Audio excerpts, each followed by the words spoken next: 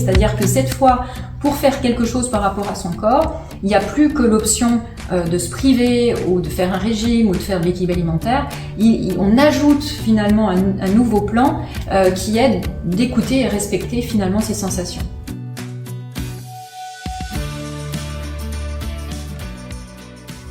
Et donc, qu'as-tu appris à ta formation du gros?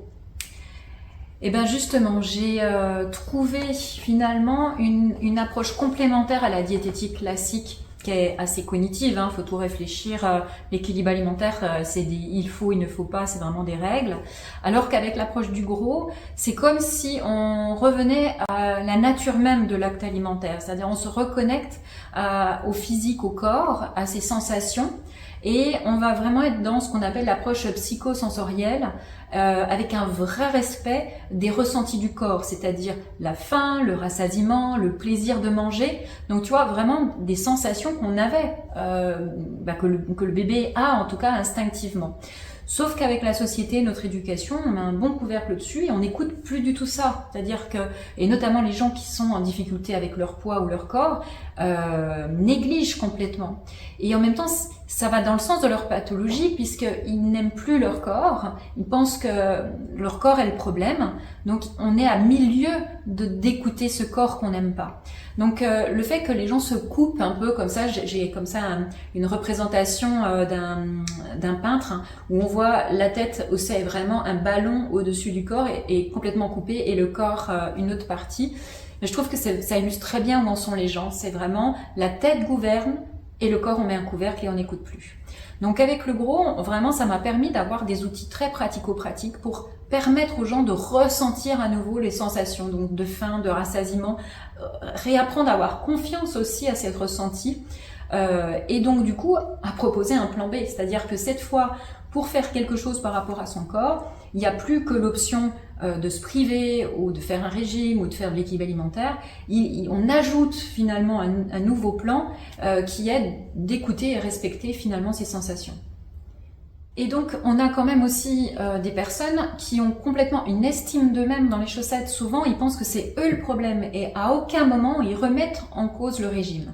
Ils vont te sortir qu'ils n'ont pas fait la phase de stabilisation et que c'est pour ça, en fait, qu'aujourd'hui, ils sont encore en difficulté avec leur poids.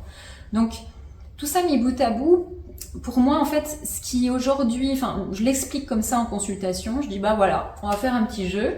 Je vais vous proposer soit d'arrêter de respirer pendant 1 minute, soit de faire 3 respirations sur 7 minutes. Donc, on peut le faire, c'est pas le problème. C'est-à-dire que finalement, le mental prend le dessus sur le physique et peut décider de gérer ce nombre de respirations. Sauf que tu t'imagines le faire du matin au soir et tous les jours. Donc non, c'est absolument impossible. Déjà, ça amène une charge mentale énorme et en plus de passer dans le mode géré par la tête, géré au niveau cognitif, des choses qui normalement se font naturellement juste avec notre système corporel pour la survie, c'est pas possible. Donc c'est aussi pour montrer que voilà, on n'aurait pas dû peut-être autant passer l'alimentation dans le cognitif. C'est-à-dire c'est bien de vouloir manger mieux, c'est bien de suivre par exemple l'équilibre alimentaire si on veut assurer une bonne santé, apporter à son corps tout ce dont il a besoin, mais en devenir inflexible au point de s'en faire des injonctions où le moindre écart est culpabilisé pendant des heures ou des jours, là il y a vraiment une bascule en fait qui à mon sens devient pathologique et source surtout de troubles du comportement alimentaire.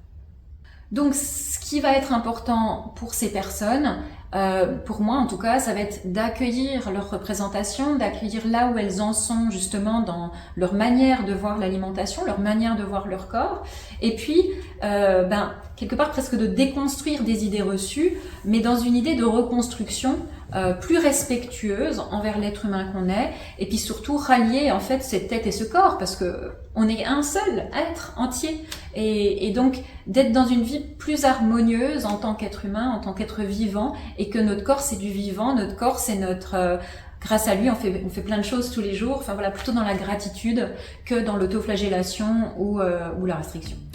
Voilà.